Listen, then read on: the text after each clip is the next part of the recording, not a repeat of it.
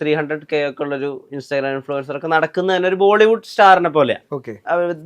Dress up, അവരുടെ use ചെയ്യുന്ന കാറുകള്, അല്ലെങ്കിൽ അവരുടെ കിട്ടുന്ന പ്രൊമോഷനൊക്കെ.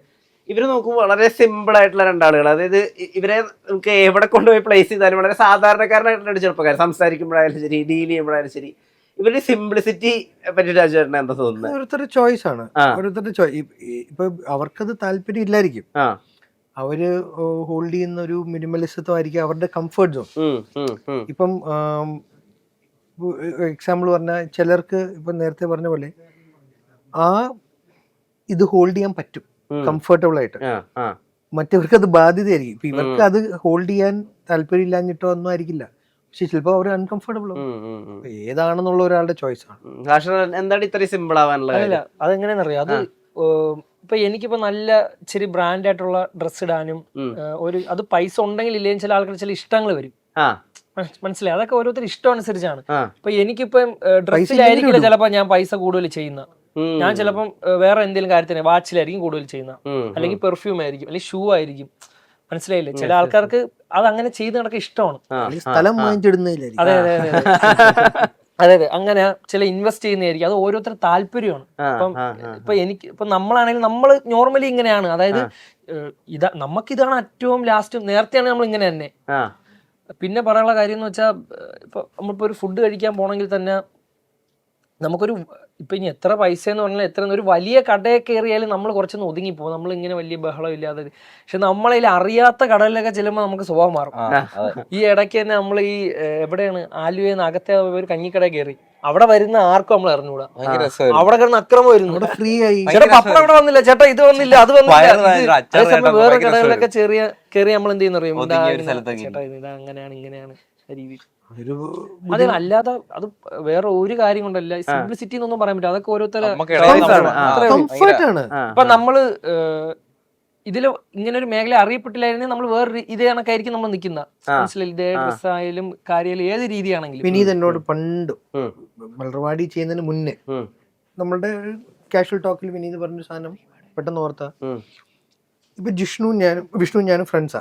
വിഷ്ണു ഭയങ്കര വെൽ ഓഫാ, ജോലി പഠിത്തം കോളേജ് കഴിഞ്ഞു വലിയൊരു കമ്പനി ജോലി കിട്ടി. ഞാൻ തോറ്റൊക്കെ നടക്കുക, സപ്ലൈക്ക് എഴുതി നടക്കുക. അപ്പൊ അടുത്തൊരു വരവിൽ അപ്പൊ അമേരിക്കയിലാന്ന് നോക്കുക. അപ്പൊ ഞങ്ങൾക്ക് അങ്ങനെ ഒരു സുഹൃത്തുണ്ട് നവീൻ എന്ന് പറഞ്ഞു. ഒരു നല്ല ബുദ്ധിയുള്ള നല്ലൊരു മനുഷ്യൻ ചെയ്യുന്ന എന്റെ വിനീത് പറഞ്ഞപ്പോൾ ഞാൻ റിലേറ്റ് ചെയ്തേ. വിഷ്ണു അടുത്ത വരവ് വെക്കേഷന് വരുമ്പം സന്തോഷത്തിന് എന്നെ കൊണ്ടുപോകേണ്ടത് ഒരു സ്റ്റാർ 5 സ്റ്റാറിന് ആയിരിക്കാം, പക്ഷെ ശരിക്കും കൊണ്ടുപോകേണ്ടത് എനിക്ക് ഇഷ്ടപ്പെടുന്ന ഒരു സ്ഥലത്തായിരിക്കും. ചിലപ്പോൾ ഞാൻ അവിടെ വന്ന് കംഫർട്ടബിൾ ആവില്ല. ഇത് പണ്ട് വിനീത് പറഞ്ഞ ശരിയാണ്. അവന് കംഫർട്ടബിൾ ചിലപ്പോൾ നാട്ടിൻപുറത്തെ ഒരു സ്ഥലമായിരിക്കും. നമ്മുടെ ധനസ്ഥിതി കാണിക്കാനല്ലോ. അപ്പൊ മറ്റേ അതിനല്ല. പക്ഷെ നമ്മൾ സെൻസിബിൾ ആയി ചിന്തിക്കുമ്പോൾ നമ്മൾ അയാൾക്ക് കംഫർട്ടബിൾ അവിടെ നമ്മൾ പോകണ്ട. മറ്റേടത്ത് അയാളെ നമ്മൾ സന്തോഷം കാണാൻ എല്ലാം കൊണ്ടുപോയാലും ചിലപ്പോ അയാൾ അയ്യോ അയാൾക്ക് ചിലപ്പോ അവിടെ പെരുമാറാനുള്ള കോൺഫിഡൻസ് ഉണ്ടാവില്ല. ആ ഒരു ഇതുണ്ടല്ലോ, അത് ഇമ്പോർട്ടന്റ് ആണ്. സിനിമ ചെയ്തോണ്ടിരിക്കുമ്പോ തന്നെ പോയി ചെയ്തിട്ടുള്ള റീലുകൾ ഉണ്ടല്ലോ. അതായത് ഇപ്പൊ ഹെൽത്ത് കുട്ടൊക്കെ അപ്പൊ അങ്ങനെ ചെയ്തിട്ടുള്ള ഷെഡ്യൂൾ ബ്രേക്കിൽ ചെയ്തിട്ടുള്ളതല്ലേ. അപ്പം അതിന്റെ പേരിൽ കിട്ടുന്ന ഒരു തിരിച്ചറിവുണ്ടല്ലോ. അതായത് നിങ്ങൾ ചെയ്ത റീലുകളുടെ പേരിൽ സാധാരണ നാട്ടുകാർ, സാധാരണ കുട്ടികൾ വന്ന് മനസ്സിലാക്കുക നിങ്ങളുടെ ഫാനാണെന്ന് പറയാം. അപ്പൊ കിട്ടുന്ന ഒരു ഹാപ്പിനെസ്സിനെ എങ്ങനെയാണ് ഡിസ്ക്രൈബ് ചെയ്യുക? സന്തോഷം. അതായത് നമ്മളിപ്പോ തിരിച്ചറിയുന്നത് അത് ഇപ്പൊ നല്ലൊരു രീതിയിൽ നമ്മളെ തിരിച്ചറിയുന്ന ഭയങ്കര സന്തോഷമുള്ള കാര്യമാണ്. ഇപ്പം റീല് മാത്രം എന്ന് പറയുന്നില്ല. ഈ റീലിലെ ഓഡിയൻസ് അല്ല സിനിമയിൽ എല്ലാ ആൾക്കാരും ഉണ്ട്. അപ്പൊ അവിടെ നമുക്ക് ചില ആൾക്കാരെ തിരിച്ചറിയുന്നുണ്ട്. കൊച്ചുമക്കള്, വലിയ ആൾക്കാര്, ചില അമ്മമാര്, അവരൊക്കെ തിരിച്ചറിയാൻ ഭയങ്കര സന്തോഷമാണ് നമ്മൾ. അതായത് നമ്മൾ ചെയ്യുന്ന കൂടുതലും പയ്യന്മാരെ ആണെങ്കിൽ നമ്മൾ അറിയപ്പെടാത്ത സ്ഥലത്ത് നമ്മൾ അറിയപ്പെടുമ്പോൾ ഭയങ്കര സന്തോഷമായിരിക്കും. ഇവരത് കാണാൻ സാധ്യത ഇല്ല, പക്ഷെ അവര് തിരിച്ചറിയുമ്പോൾ ഒരു സന്തോഷം, മനസ്സിലായില്ലേ? ഇപ്പൊ അത് തന്നെയാണ് ചേട്ടൻ പറയുന്നത്. ചില വീഡിയോസ് ആദ്യം നമ്മൾ കാണുമ്പോൾ മനസ്സിലാവില്ല. അത് അങ്ങനെയാണ്.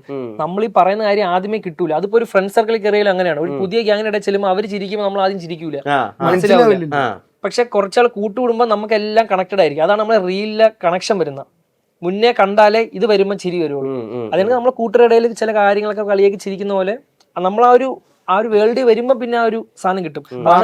അതെ അതെ അതെ. പുറത്തുനിന്ന് ചില ആൾക്കാർ വരുമ്പോൾ ആദ്യം അക്സെപ്റ്റ് ആവൂല എല്ലാവർക്കും, മനസ്സിലായില്ലേ? അപ്പൊ അവര് ആദ്യം എതിർക്കും, നോക്കും, പിന്നെ പിന്നെ അവർ കണ്ടുവരുമ്പോൾ ഇഷ്ടപ്പെടും. പിന്നെ ആൾക്കാർ അത് കണക്ക് തന്നെ ഈ വഴി വെച്ച് കാണുമ്പോഴും നമ്മുടെ അടുത്ത് കണ്ട് സംസാരിക്കുമ്പോൾ നമുക്ക് ഭയങ്കര സന്തോഷമാണ്. അതായത് തിരിച്ചറിയുന്നല്ലോ, ഇങ്ങനെയാണല്ലോ, അത് ഇപ്പോഴും അങ്ങനെ തന്നെയാണ്, അത് മാറിയിട്ടുണ്ട്. ഇപ്പൊ സിനിമയിൽ അഭിനയിക്കുന്ന സമയത്ത് സീനിയർ ആക്ടേഴ്സും കൂടി ഉണ്ടല്ലോ. ഇപ്പൊ അജി ചേട്ടനുണ്ട്, ബീജ് ചേട്ടനുണ്ട്, അങ്ങനെ ഒരുപാട് പേരുണ്ടല്ലോ. സുധീഷ് ചേട്ടനുണ്ട്, വിജയ് ബാബു ചേട്ടനുണ്ട്, അൽഫോൺസ് പുത്രനുണ്ടല്ലേ. കാണിച്ചിട്ടുണ്ടായിരുന്നു. അല്ല, എടുത്തു പറഞ്ഞ അൽഫോൺസ് പുത്രൻ ഉണ്ടല്ലേ. ഇതെന്റെ തെറ്റാ. അപ്പൊ ഈ സീനിയർ ആക്ടേഴ്സിന്റെ കൂടെ ഒക്കെ അഭിനയിക്കുമ്പോ, അതായത് നിങ്ങളുടെ അല്ല, അപ്പൊ സീനിയർ ആക്ടേഴ്സിന്റെ കൂടെ ഒക്കെ അഭിനയിക്കുമ്പോൾ നിങ്ങൾ ഇവരെ സ്ക്രീനിൽ മാത്രമേ കണ്ടിട്ടുള്ളൂ, അല്ലെങ്കിൽ ഇവരെ പറ്റി പറഞ്ഞു കേട്ടിട്ട് മാത്രമേ ഉള്ളൂ. അപ്പൊ അവർ നിങ്ങളുടെ കൂടെ വന്ന് അഭിനയിക്കുന്നു, ഇവരായിട്ടുള്ള ഒരു കമ്മ്യൂണിക്കേഷൻ, ഈ ഐസ് ബ്രേക്ക് കാര്യങ്ങളുണ്ടല്ലോ, അതൊന്ന് അവരായിട്ടുള്ള ഒരു ഗ്യാപ്പ് ഒന്ന് മാറിക്കണ്ടല്ലോ, അത് എങ്ങനെ സംഭവിക്കുക? അത് മെയിൻ കാര്യം അവർ ഇങ്ങോട്ടൊന്നും നമുക്ക് അങ്ങോട്ട് പോയി സംസാരിച്ചു വന്ന് ഇതാവാൻ വേണ്ടി നിൽക്കുമ്പോൾ അവർ ഇങ്ങോട്ട് സംസാരിച്ച് എല്ലാം ലെവലാക്കി.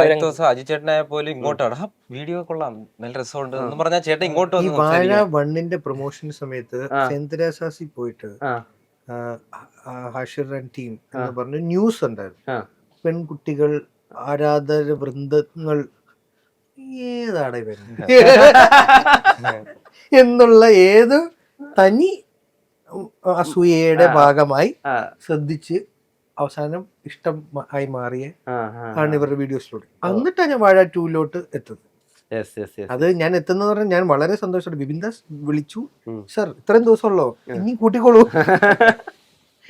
അങ്ങനെ മിക്കവരും ഓൾറെഡി വീഡിയോസ് ആ സമയം പോയി വാഴ 1 കഴിഞ്ഞൂടെ അവരുടെ പണിയെടുത്ത്, അല്ലാതെ ചുമ്മാ നോക്കി ഒരാൾ ഇഷ്ടപ്പെടുന്നല്ലോ. അവര് പണിയെടുത്തുണ്ടാക്കിയ കഥാപാത്രങ്ങളും സീനുകളും കണ്ട് നമുക്ക് ഇഷ്ടമാണ്. അൽഫോൺസ് പുത്രൻ എങ്ങനെയാ ബ്രേക്ക് ചെയ്തത്? അടിപൊളിയാണ്, രസമാണ്. പുള്ളി നല്ല ക്യാരക്ടറാണ്. പുള്ളിയുടെ ചെയ്യുന്ന ഒരു സീനായ പോലും നമുക്കൊരു കംഫർട്ട് ഉണ്ട്. ഭയങ്കര ഒരു ഹാപ്പി മനുഷ്യൻ, ഒരു കംഫർട്ട്. സീൻ കലക്കൻ സീൻ, നല്ല കംഫർട്ട്. മെസ്സേജ് അയച്ചു ആ ഡബ് കണ്ടപ്പോ, നിങ്ങൾ കലക്കി കളഞ്ഞു. ഒരു കംഫർട്ട്. അത് മാത്രമല്ല, ഒരു നമുക്ക് വലിയൊരു സീനിയർ ആക്ടറാണ്. അതുകൊണ്ട് പുള്ളി ആദ്യമേ എല്ലാവരും, അജുചേട്ടനായാലും ബിജുക്കുട്ടൻ ചേട്ടനായാലും സുധീഷ് ചേട്ടനായാലും എല്ലാവരും നമ്മൾ മിങ്കിൾ ചെയ്യുന്ന രീതിയുണ്ട്. അതായത് ഞാനൊരു സീനിയർ ആക്ടറാണ്, അതുകൊണ്ട് എൻ്റെ അടുത്ത് അങ്ങനെയൊന്നുമല്ല. അവർ സംസാരിക്കുന്ന രീതിയായാലും നമ്മളെ കംഫർട്ടാക്കി, നമുക്ക് നമ്മളെ കൂടെ ചെയ്യുന്ന ഓരോ സീനായാൽ പോലും നല്ല രീതിയിലാണ് ചെയ്യുന്നത്. ഈ സിനിമ വരുന്നതിന് മുന്നേ തന്നെ ഇവര് നമ്മളെ ശ്രദ്ധിക്കുന്നുണ്ടെന്ന് പറയുമ്പോൾ ഭയങ്കര സന്തോഷമാണ്. ഇത് സിനിമയെ നമുക്ക് കിട്ടിയതല്ല, നമുക്കിപ്പം ആൾക്കാരെ കിട്ടിയ സ്നേഹവും ഇവരൊക്കെ ശ്രദ്ധിക്കുന്ന ഇതൊന്നും നമുക്ക് സിനിമയിൽ നിന്ന് വന്നതല്ല, ഇത് നമ്മൾ വേറൊരു മേഖലയെ നമുക്ക് കിട്ടിയത്. അപ്പൊ അതിൽ അവർ ശ്രദ്ധിക്കുന്ന പറഞ്ഞാൽ ഭയങ്കര അംഗീകാരം. നമ്മൾ ഒന്നും കരുതാതെ, അതായത് പണ്ട് നമ്മൾ ടി വിയിലൊക്കെ കണ്ട ആൾക്കാരൊക്കെ ഇപ്പൊ നമ്മൾ അടുത്തിരിക്കുന്നതും സംസാരിക്കുന്നതും ഇതൊക്കെ നമ്മൾ ഇപ്പോഴും അതായത് നമ്മൾ ഇന്നായാലും ഇന്നിപ്പോ ഒരു കടയിൽ കയറിയാലും നമ്മൾ സംസാരിക്കും, ഇന്ന് ആരോടെ ഇരുന്നത് നീ എങ്ങനെ ഇരുന്ന്. ഈ ഇടയ്ക്ക് നമ്മളെല്ലാം കൂടെ ഇങ്ങനെ എവിടെ ഇങ്ങനെ ഇരുന്ന് കുത്തിയൊക്കെ ഇരുന്ന് ഒരു കാര്യം പറഞ്ഞോണ്ട് ഇങ്ങനെ ഇരുന്നിട്ട് സിനിമ എന്നിട്ട് കയറുന്നതായിരിക്കും ഇങ്ങനെ. അപ്പോ അതെ. പിന്നെ അതായത് നമ്മൾ കൊച്ചിയിലെ ടിവിയിലും തിയേറ്ററിലെ കണ്ട ആളോടെ നമ്മളിത് അഭിനയിച്ചെന്നൊരു ചേട്ടനോട് അഭിനയിച്ച സീനായാലും എല്ലാവരുടെ ആ ഒരു സംസാരം ഇങ്ങനെ പറയുകയും ചെയ്തു. അതായത് എങ്ങനെയാണെന്നറിയോ, സ്കൂളിൽ പഠിക്കുന്ന സമയത്ത് ബാബാ കല്യാണം പണ്ടൊക്കെ നമ്മൾ ഈ എന്റർടൈൻമെന്റ് ആയിട്ട് കുറച്ച് കാര്യങ്ങളേ ഉള്ളൂ. ഇപ്പോഴാണ് കൊച്ചുപിള്ളേർ എല്ലായിടത്തും കൊണ്ടുപോകണം, സ്കൂളിലേക്ക് പഠിക്കും. അതുകൊണ്ട് പണ്ട് തിയേറ്ററിൽ കൊണ്ടുവരുന്നു സിനിമ കാണിക്കാൻ വേണ്ടി. അതെ, അങ്ങനെ നമ്മളെല്ലാം കൂടെ ബാബാ കല്യാണിയാണ് കാണിക്കാൻ കൊണ്ടുപോയ ലാലേട്ടന്റെ പടം. അപ്പൊ ഞാൻ എത്രയുണ്ട്, ഞാൻ ആ സിനിമ കണ്ട ആ ലാലേട്ടന്റെ പടത്തിന്റെ കൂടെയാണ് ഇപ്പം. അപ്പൊ ഞാൻ ഇത് എങ്ങനെ സന്തോഷം, ആരാധന ഉള്ള അത് സോഷ്യൽ മീഡിയ അതിനെ എങ്ങനെ ഡൈസെക്ട് ചെയ്ത് പറഞ്ഞാലും ഇവരുടെ ഉള്ളിൽ നന്ദിയായിരിക്കും.